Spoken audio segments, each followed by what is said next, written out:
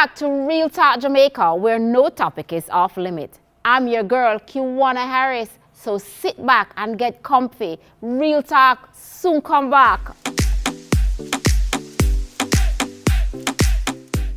Welcome back to Real Talk Jamaica, where no topic is off limit. On today's episode, I have with me Mr. Tajay and Miss Nicolette. We are going to discuss whether a college degree is relevant in today's society. Welcome, guys. Thank you for having me. Nice to be on the show. Thank you for being on the show, Tajay. Tajay, look here, nobody with the nervous thing. Because we know is that you are a TikTok phenomenon. So don't bother with the nervous Not the TikTok things, phenomenon. All right? Nicolette. Yes, how are you, so my girl? Much. I am doing fabulous and I'm yes, excited. I love that smile. Guys, we're going to jump right into it. I remember what the show name, you know. What name? Real Talk. All right, Real Talk. So we're going to do some real talking. So, the meat of the matter. Is a college degree really relevant in today's society? Tajay, you want to go first? Sure, I think it is relevant. It's not the only relevant thing. I think it is a test and tried and proven way to become successful, but it's not the only one. So if I'd rather to have a degree and not use it than to have none at all. But in this day and age, I feel like the Gen Z generation are now finding more ways to become successful other than being book smart. So I think it's relevant, but it's not the only relevant thing. Okay, what about you? Well, on that point that Tajay made, it is, I can agree with it. And if we should look back, I want to start my statement by saying what happened back then, history. You find that persons wanting to attain a degree was like the bar that was set back then. And so in today's society, or I shouldn't say present, you find that having a degree really is just making your mark in society. Once you have an education, that's a plus, and so I'm going to run with it with every possible way I can, whether I have to find the money or, jump into something. Sometimes we don't have the passion, but at the end of the day, once it is a degree and someone knows that you have a degree, it places you at a mark in society. Which is right. Okay, so with YouTube University out there now, do you think that sways the younger generation in just going on YouTube rather than actually going to college? I think you should answer that first, Miss Nicolette. I was going to jump right ahead. What is really coming in my mind right now is the matter of persons not wanting to go to university because, hey, I can learn a skill and I gain money from that skill. If I'm able to do that, what's the sense? You have books out there that would state that, hey, you have to be at a level. They have a quadrant that they would describe it as. So if it's most important, what is more important, that kind of thing. Going onto YouTube to learn such a craft, it is always said that if I don't step in the shoe to do something that I have a passion for, then it doesn't make any sense. If you put this to someone just leaving high school, the first thing they're gonna do, oh, I can get a skill, I can get money from this. Why spend a lot of money on a degree when I can just go online, learn this craft? If I'm able to execute that, then I don't need to spend money. I can make money from this thing, especially when the amount of views really caps how much money you make. So at the end of the day, I believe that swaying, it's really the mindset. It's really the mindset. Of that person. Yes, I go to YouTube or I go to college, get that thing, and I have my status. You still have status. Any way you look at it, you still have status. But I believe it's at the mindset. All right, you still have status, but with YouTube, at the end of the day, when you learn a skill or learn anything from YouTube, you do not really have like a paper to say, I am certified in this area, right? Yes. Whilst going to a college, you can show this. That you've been there and done that. You've been there, you went, you did the studies, you do it. Not saying that persons who went to YouTube University did not learn, but the fact that they don't really have like proof to show, it kind of, it will kind of sway an employee or employer, sorry, to want to employ that person. It makes them look unprofessional. And with what Nicolette is saying to that, it's with status. It does with status because money brings status. That's right. So if I am making a lot of money on YouTube, Yes. yeah, me I gotta have a little status there to Yes. what crowd, you Yes. get me? Whilst I have my degree and I have my status in that area too. But I want to hear your point on it, Mr. Tajay. I do believe in what she had said, but however, I feel like, all right, I'm going to use me as an example as well. I study computer science at the Northern Caribbean University.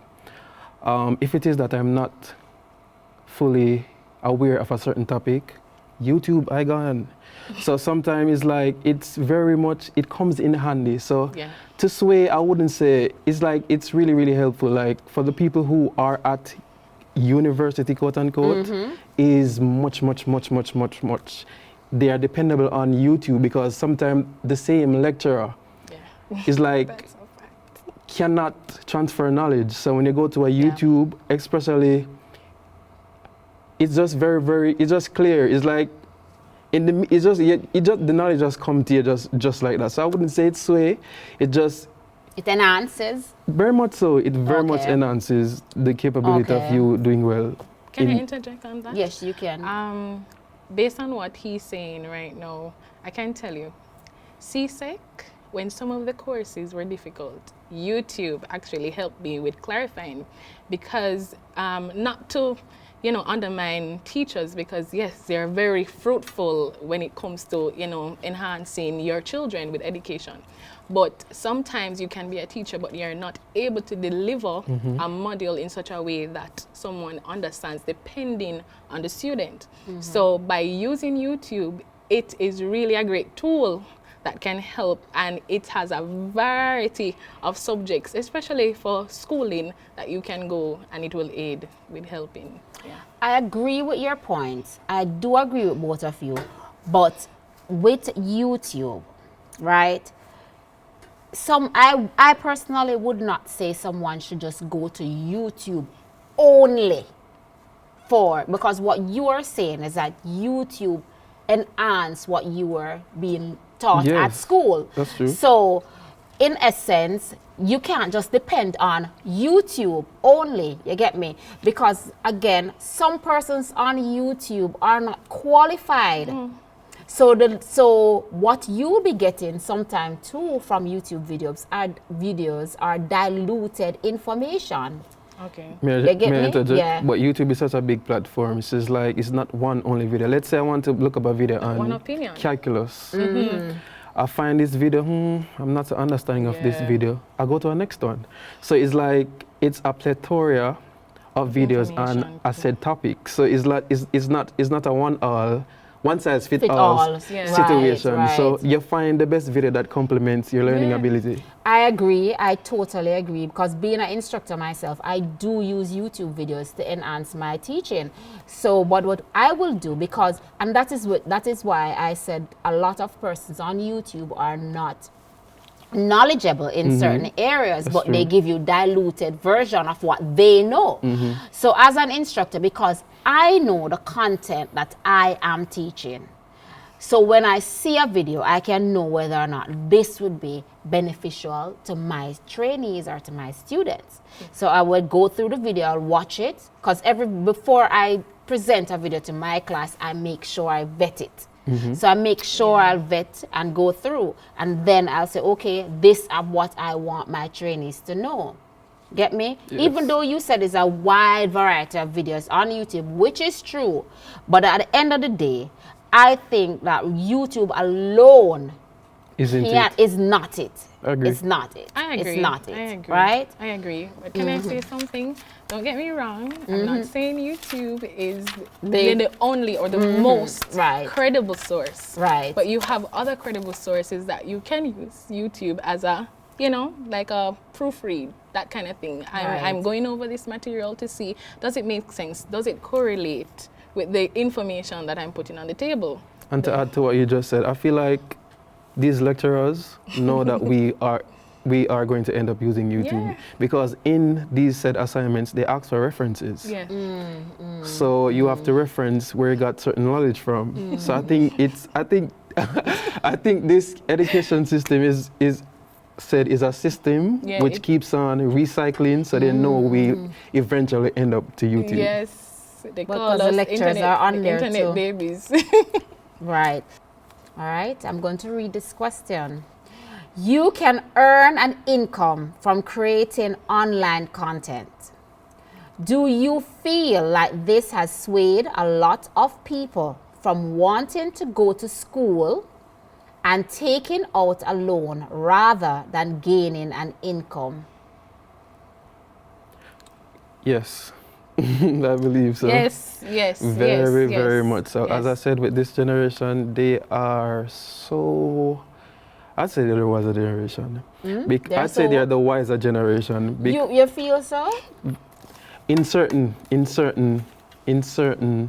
things. In Okay. certain things. Clarify that. You're speaking to this Especially to this. All right, go ahead. Especially in this instance. All right, go they are very ahead. much the wiser sister generation. Okay, you know, back then our parents wanted us to be the doctor, the lawyers, police. and to be very fair. I feel like the ones who are doing the content creation, I feel like doctors, lawyers are now just the title. I feel like a successful lash tech or a nail tech is making a lot more money. But I feel like, even though this is another topic, I feel like though the doctors and the lawyers are more susceptible to get a bank loan, for example, to buy a house or a Yeah. car, whilst the lash tech, they're gonna look at them as probably if they had owned the store instead of owning like a booth in the store, then they would be applicable to get the loan. But aside from that, I feel like content creating in this generation, because everybody wants to be an influencer, and it's actually test and proven again, just as with education, so you can actually make an income from this. I feel like the younger people are running toward that aspect of financial. Yes, they are more inclined to it because it's gaining an income. It's you're getting money from Get it. rich You- quick. the get rich quick syndrome. But I would not say that they are the wiser generation in that sense. I still beg to differ, because you know a lot of people. I'm obviously I go to school, so I wouldn't be knocking the ones who go to school. But sometimes I reconsider. I said, what if I should stop going to school and become a full-time content creator? Like I see myself asking myself that These questions questions, a lot, and I would not stop school. I would rather to do both, but I've seen people who done the influencer thing and it has worked for them. Puss and down have the same luck, you know. Yeah. But I'm saying it's still a way to get an income. I'm not saying no, you know. I'm not saying no, that is not a way to get an income. Kudos to you if you're earning from content creating and being an influencer. Very good, go ahead. But I still feel like make sure you have like a foundation then. First. Have a foundation. Yeah. That there is something To fall there back that on. you, not even to fall back on. You don't want to fall back on nothing. You want to have it as what would I call it? A booster then. It's a strengthener to you. So it's not, you don't want to fall back. You want to know, say, okay, this can boost me too. Because I see a lot of doctors doing content creating too. Yeah. Yeah. I see a lot of nurses and lawyers doing content creating. But the funny thing is with content creating is that you can do it anywhere. It's Exactly. not. Yeah, it's it's not not. Yeah, it's stationary. not. It's Yeah. situational, I guess. So you can be a content creator on a beach, in an office, Yeah. on the whole stop, Exactly. anywhere you take it. Exactly. So it's like it's really, as I said, it's just really. I'm not going to say it's the easier route, but it's a route to tap into if it is that you have certain talents. Okay. Okay. I clearly agree with everything he said. It's a mouthful. What I wanted to point out too is that we have heard about content creators that left they stepped out of their degree, their foundation to create content, and look where it has brought them. It has done amazingly good things for them. I think if we are just targeting it to Jamaican society, we see where being a content creator is really a plus, right? Whether I want to create a foundation or not, this content creation is my foundation, and so building that foundation is gonna take me everywhere because it's content, and we see that happening a lot in Jamaica. And people love right? content. So yes, I have a degree from the UTech, University of Technology, in real estate marketing, and I was just looking at just becoming a valuation surveyor. But then my directors pushed me in applying to get my realtor's license. And yeah, you have persons encouraging, and I can say, yes, I'm a realtor now. And the truth is that I was so shocked that, oh my gosh, I'm not sure what I'm going to do, because then you were just studying at, being at one pace, but then you realize it's just the mindset. So right now, yes, I'm going to work because I feel that degree is a plus for me, and it depends on the area of practice. Yes. Then you see how important the degree is and how it will work for you. But if it's a case where it's the area that you're launching, if it's just basic, where there's no passion, there's no zeal, you're just doing this because, okay, I have the degree, I made the money. Whereas if I go do something else, which possibly matches my degree, then I'm going to weigh, am I going to go through with my degree that I achieve, or am I going to do content because this is what makes me happy and I'm earning an income from it versus the degree that I have? I understand. To add to what my dear friend just said, I feel like the notion of the irrelevance of a degree is from a set of people who have done it but have not been successfully using it. Okay. I feel like in their mind is, well, not only in their mind, because I also believe that this country is run by nepotism and cronyism. If you don't have links, but I really know about you. So I feel like, I feel like the masses who would share their perspective from the irrelevance of a degree is somebody who has not been using their degree successfully. So they said, like, why do I have this? I have no use for it. I feel like if they have been using it, then there would have been a different perspective. I have a question like that coming up, but I really agree with your point. Yeah. So my fourth question is, there is a perception that lecturers are have outdated experiences. What are your take on this? The first thing that came to mind was I go right back to university when I just started. And I can tell you that what I've seen is that you have lecturers, as it boils back down to the course of study. Because some course of study, it's history reference, it's taken back, you have to use it, right? But in terms of being qualified, like relevance, being up to date, being current, tying in with what the market, the society is saying, no, you have to be to terms. So your teaching, it has to come through, stuff like that. So I'm thinking that based on what I've seen, those lecturers have been current because you're utilizing the resources or the credible sources that they, and even the qualifications that they have. Because some areas require you updating as you go along. Their course are revised, so that is necessary. So I don't feel like lecturers are outdated because they have. If you want to continue in the lecturing fraternity, then you have to be current. And so I believe they would have to be doing some update or review. I can understand the outdated part because, for example, the curriculum of a certain course, sometimes changes can be applied, but not fully. Yeah. And I've been in university, and there are times when I've done a course, never get to finish, and I did it over. When I'm doing it over, it becomes so much easier. Not only because I've done it before, it's because I've done it before, obviously, but some things are tailored. Some things are just the same. Sometimes it's just like, for example, if we're talking about a school, you're supposed to write a program for a school. The new one would have been write a program for a hospital. So the program is still just the name change. And just especially in terms of the lecturers being outdated, I feel like it's kind of true and it's not kind of true.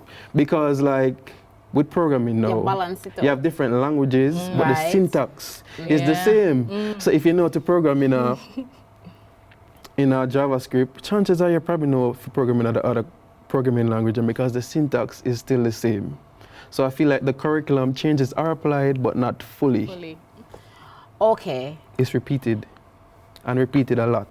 I agree with what you're saying, but what I'm saying, for some courses with new technologies, these courses are changing and they're evolving and they're growing and I can speak for my industry. As for the beauty industry, it's one of the industries that is constantly growing. So as a beauty professional, you cannot sit back and think that what you learned in 2018 is relevant right now. You understand? Yes, you need the basic, but you need to know what is current, what is happening now in the beauty industry, how you can get on it. So what I'm thinking that some lecturers, and I'm a teacher, so I'm treading lightly here. I do think that some lecturers, they really do need to do upgraded learning. They need to go to workshops. They need to go to conferences and stuff like that, because you do learn from these things and you know what is coming and you know what is happening in your industry. So on that note, because I'm in the teaching fraternity, and I've seen it because sometimes I'm saying to myself, how can you be teaching something for so long and you don't think that something new has happened? You understand? So I think as a lecturer, it's the onus is on you to get updated, find out what is happening in your industry, and make yourself marketable. Well, I wasn't saying it's not. They're not to be. They're not supposed to like tap into new stuff. I'm just saying it's two-dimensional. So yes, they need to, but they have also been repeating old stuff. But you see, whosoever write curriculums, they are the ones that should be getting the upgraded teaching too. It's lecturers write curriculum, you know. So lecturers who write curriculum, them supposed to know where going out in the industry and update the curriculum. Just like you said in your curriculum, them just change the hospital, school from school to hospital, but are the same thing. You get me? But yes, I do think some lecturers do need to update their skills. This is like a number one problem that I think we're having, and in Jamaica's society, but if you look across the board, I think it's one of the problems that most countries are facing, is that persons are being trained in certain fields that are very overpopulated. Let me read the question that I have on my paper. The fact that there are more persons being trained in field as the number of jobs that are available. And I see that a lot, especially in the business field. You have a lot of persons entering into business administration and marketing and finance and things like that. And those jobs are like overpopulated, and you have persons in those jobs like for 20, 30 years, and them not look to come out no time soon for a young mind to come in. You get me? So what are your thoughts? I love this question, because originally I'm a business student, but business, the field is so saturated. It is very congested, competitive, all the words, because I have always been a very theoretical person, but IT is very practical. So I was in the latter part of high school, I was saying I found my potential for IT like in 11th grade. So I did IT after I left high school. So because I never wanted to go into the Business. and I wanted to do marketing. Right. So with the degree I'm doing now, which is CIS, I think I said computer science before, but it's actually CIS, which is computer information system. So that's a combination of business and computer science. So I never wanted to be strictly a business person because too much competition is in business, and I feel like they value the competition based off qualification. So I never did CAPE. So the people who have CAPE in the business field, they might go get the job before me. That's how I envision it. Yeah. That's how I More envision it. So I qualified. just go to a route that is available, because there's always something available in IT versus the business.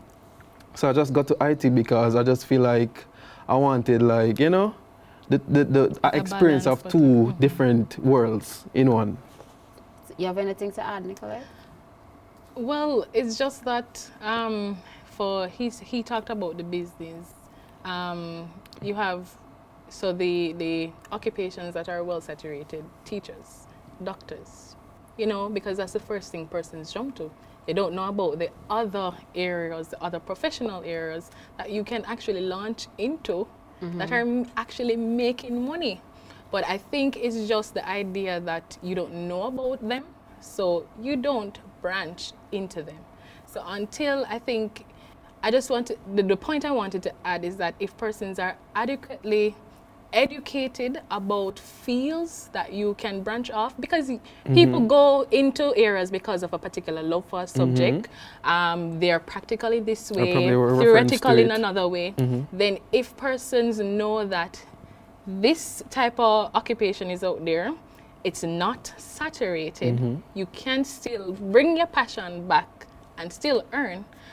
For me, my love for business was downhill.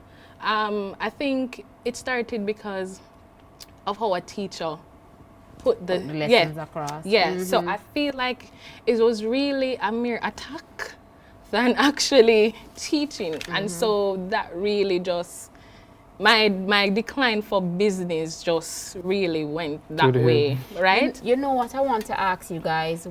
When you were attending high school, they used to have like career day and stuff that's like right. that. Do you think that it actually enhances you or sway you to think about a different profession? From the inception, I would say yes, because from early out, I was always, I don't want to be in a profession where everybody's going in. So if I can stand out, it was just like that for me. If I can stand out, then I'll be the one person going there and everybody else going there, right? But as I went along, before I got accepted into university, I really didn't even know what to do at that time. So even though I said, all right, let me do a profession, I really didn't know. So I started talking to people who understand what my passion was. So I started, speaking that kind of language. They understand and they told me, and that the rest is history. I went into the occupation that I'm in, and from there on it was just going up the ladder. And I was just like, I'm so happy because, look, my profession will be here for a good while without, persons having a issue that the saturation, they have to cut this, they have to lay off, that kind of thing. So yeah, I'm pretty excited. Yeah, about for the career day in high school, I feel like that is very much predictable because it's like, for example, a child going to a career day, you can tell the careers that will be present at school. So even if you had a different career in mind, nobody will know about it. So you just eventually have to narrow down to fit the narrative of the same. That's exactly. True. That's true. So it's like predicted, because I was about to say that for me, when I was at high school, which was like just 2 years ago,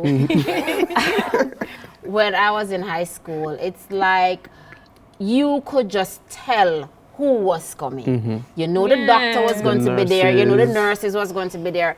And the thing is, when I was in high school, I was not interested in the beauty world at all.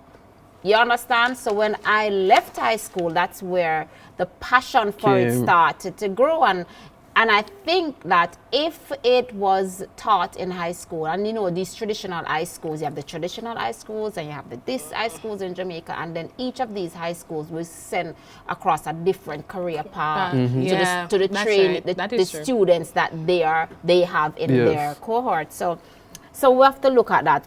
Nowadays, being an instructor too, we have how they're setting up your curriculum for high schools and primary schools. They're doing the STEAM method and they're doing the STEM method.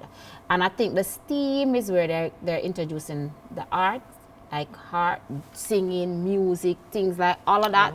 And then for the STEM method, it's more maths, science and technology and things like that. So I think too, if we look at these methods that they're introducing now to schools and think it will now gear to persons. If you know at the society, when you look at even heart is pushing skills a lot now. Back in the day, you know, when we are go school, you know, try your best now want to be one mechanic, you know. Cause don't you don't. That's why you want to be a mechanic. And that was just the norm. If you can't read, go learn a skill.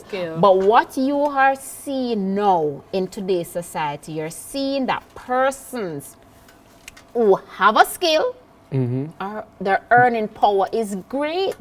Just like what you mentioned earlier about a lash tech or a makeup artist or someone like that. So I think the schools now, they need to incorporate these things, and I think they should even teach entrepreneurship in schools at an early age.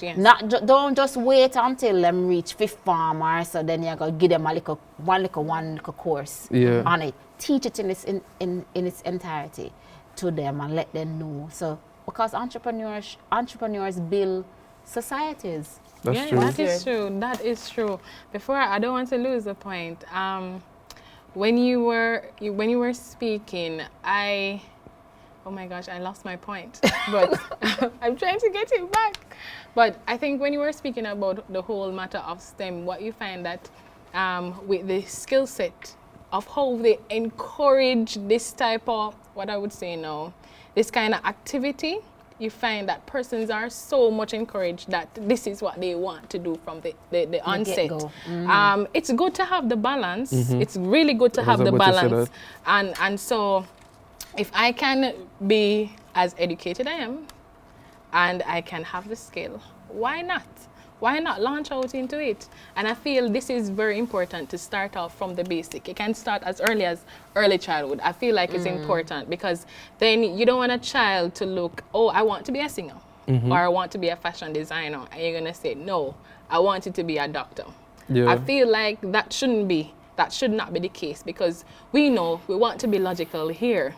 We know that some skill sets really make money, and that's a fact, right? And so if it is that our children wants to launch out in a certain type of occupation, then you can advise them, encourage them, you know, show them the ropes. How is it that, you know, all right, sometimes parents live their education through children. I was just about to say that point. And so I feel like that shouldn't be the point. That should not be the point. If my son wants to be a mechanic and he has the knowledge of becoming a doctor, the truth is that parents will be like, son, we really want you to do the mechanic work still enough. Do it like a hobby then. Because it just depends. And I'm just speaking from a perspective that we have to be logical here. When we speak about certain things, we can't say, oh, I'm going to grab up this because, oh, this gives me the status. But at the end of the day, if we're looking at it from the perspective that, okay, my child wants to do this, then it's good to have the reasoning and say, all right, it's good to do it this way, but here what? Let's consider another way because then it's more meaningful then, in a sense. Have anything to add, Tad? Yeah, to add to what she just said, and to what you have said too, is skills were frowned upon back then, but now it's very much appreciated. And I think it has a lot to do with our culture. Right. Because skills back then, you're not as smart. Now, you're probably too smart. And I feel like the skill people them, I get a degree people them are run for their money. Because That's I right. want a skill. Yeah, Very I much want a so. skill. I wish I could do it right now while I'm doing it, Yeah. university, but I have to wait a little while. I want a skill because I feel like I lost my point, you know. So I try to, I'm trying to talk to get to Yes, where I was, want but to- I really lost it. I can't remember, I can't. All right, guys, I can share an experience with can't you. I remember.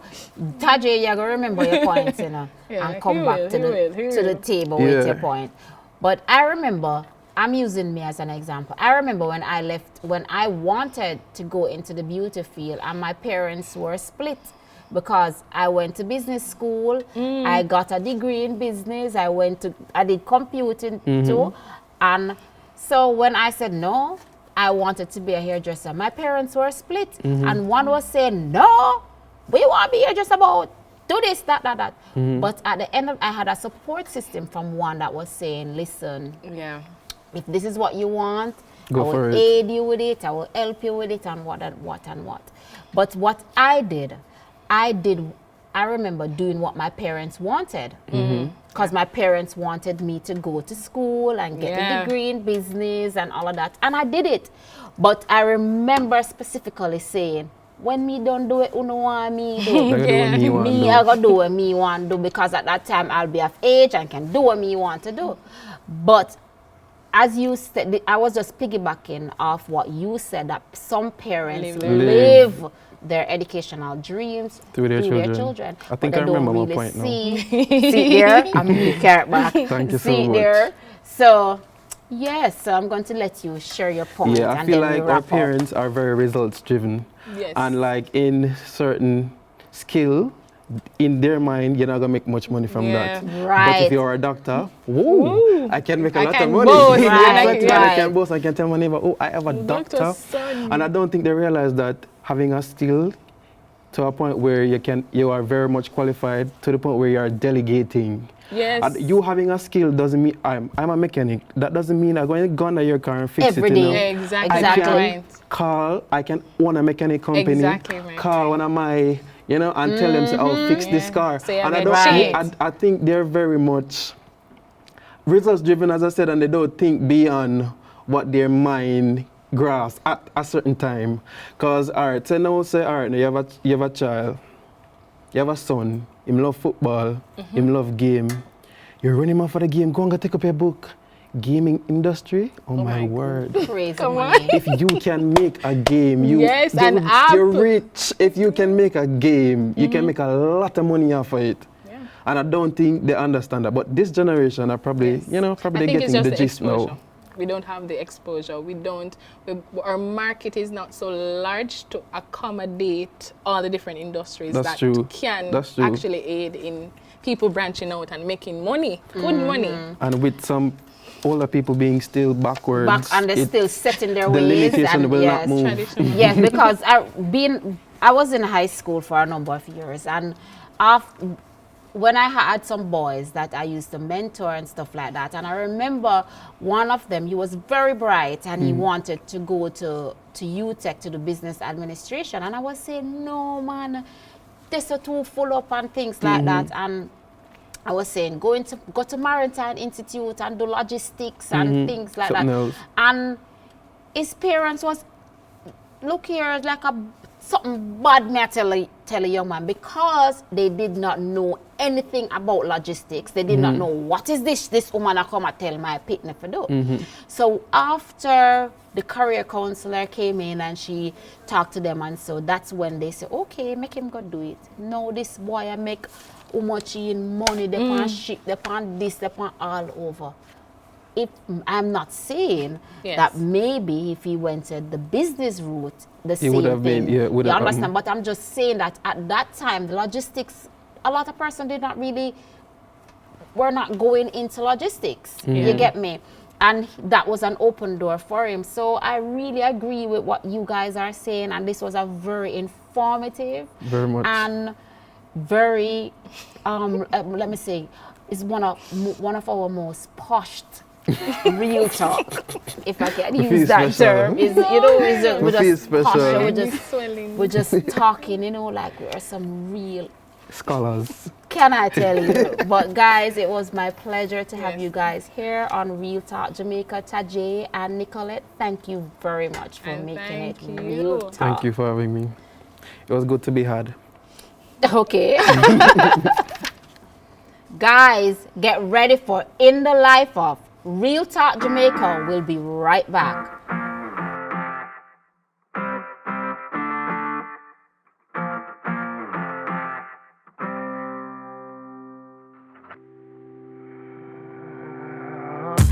Welcome to Real Talk Jamaica. I remember when I was a little girl and my mother used to send me to the shop. You know, for example, to buy like 2 pounds of flour, 2 pounds of sugar, and by the time me reach at the shop, me no remember nothing. And the shopkeeper was like, "Liquor girl, what you want?" But anyway, today I am the shopkeeper. So welcome to In the Life of a Shopkeeper. Serve.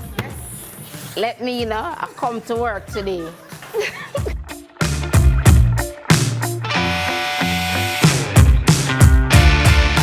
Hi Raquel. Hi, Quanna. I am here for work, so you have to show me everything there is in being a shopkeeper. All right, I'll do my best. All right then. So we'll start from first. Me check up the money then. No, not with the money right away. Not at all, not at all. But I have a customer here. Just let me make some change for him, and then we can proceed. All right then.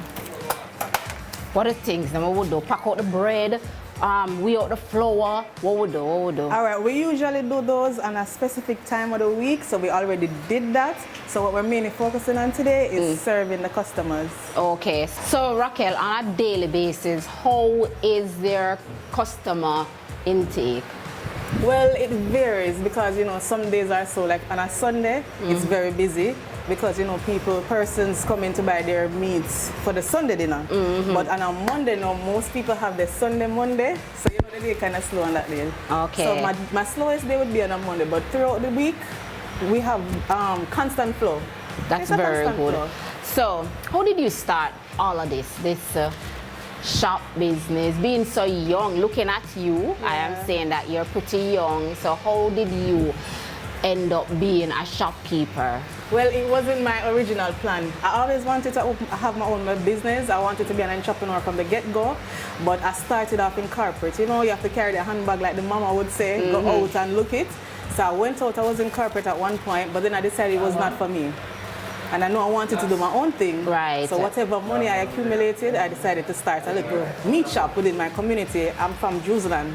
Okay. So that's where my shop is originated. So we started off with a small shop and then I transitioned into this space. So I'm currently in this space for about 3 months now. We're still at the early stage of business, but I'm coming forward. We're moving forward with it. So 3 months. So what have you seen? How you see the growth? What is going on? Yeah. Do you see this being something that you pursue for like in the future, like a lifetime? Of course. I have major plans for this space, you know. This space that I'm in now is kind of a landmark within the community. So Right. there's a whole heap of potential for growth. So I expect a lot of big things here. I have a whole heap of ideas and it's just with time you'll see them manifest. Great, Yeah, man, we're going forward. This is just the early stage. We're just starting out. We're coming. All right. To be finished. Yes, I can sell it to water. Come for it now.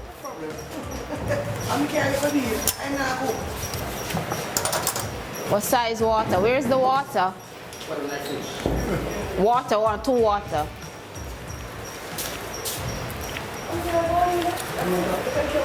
Alright. Let me allow you to cash into water. What you You say? can come around the register.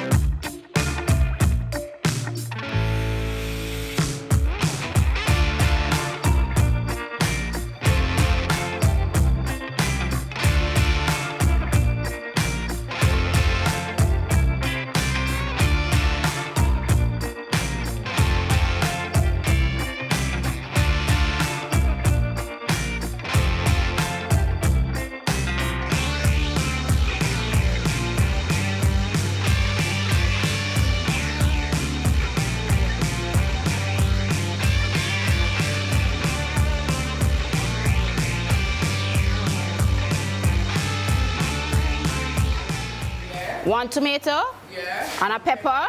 Yeah. Anything else? And no, we don't want to do this. You sure you don't want a seasoning powder? No, we don't want to season. No skelly and a thyme? No. You good?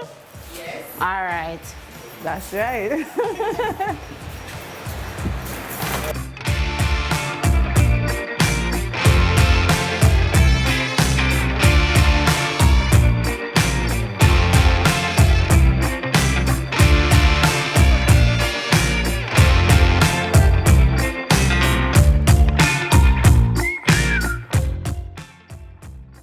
What are some of the difficulties that you face as a young entrepreneur?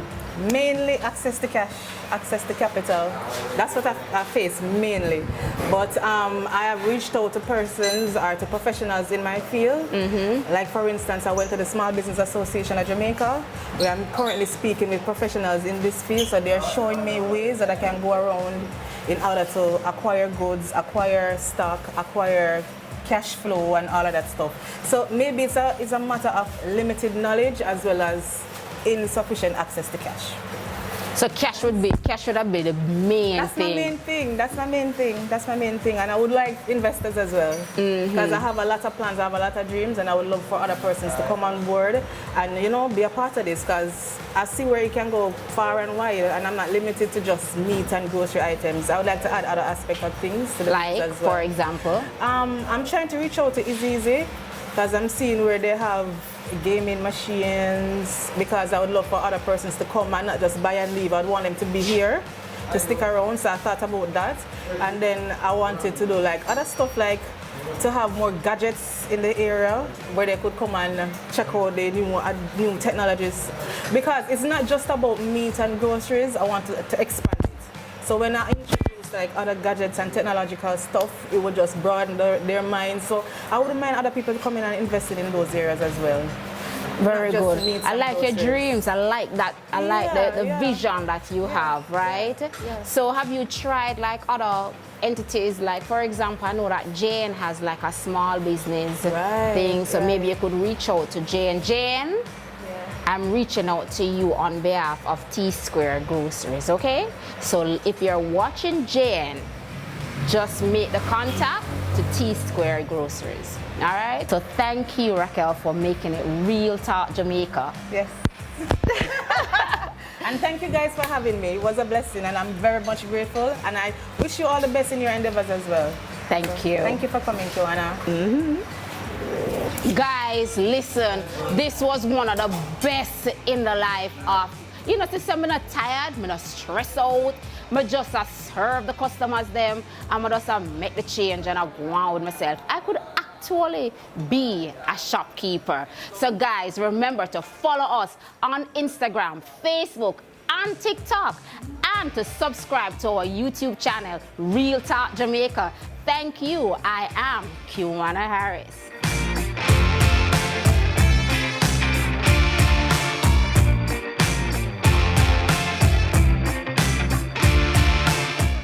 We've reached the end of another exciting episode. So guys, remember to follow us on TikTok and Instagram at Real Talk Jamaica. And always remember to like, share, and subscribe to our YouTube channel.